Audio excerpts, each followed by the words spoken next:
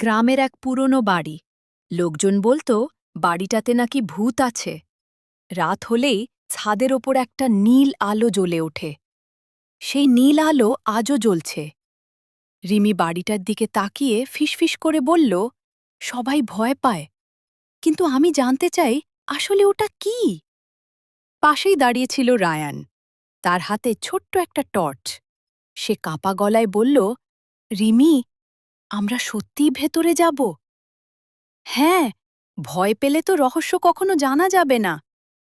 দুজন একসাথে বাড়ির গেট ঠেলে ভেতরে ঢুকে পড়ল। বাড়ির ভেতরটা নিস্তব্ধ। কড়কড় শব্দ করে সিঁড়ি কাঁপছে।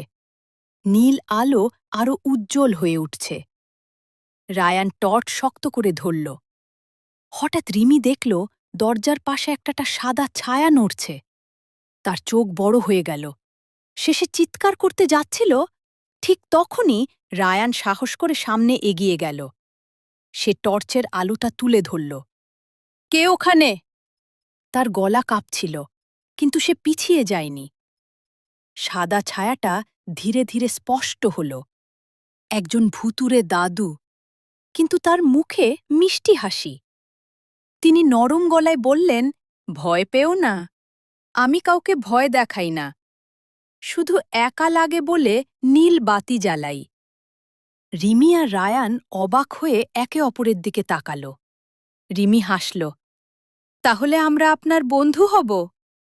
সেদিন থেকে নীল আলো মানেই আর ভয় না, ওটা ছিল বন্ধুত্বের আলো। সব অজানা জিনিস ভয়ঙ্কর নয়,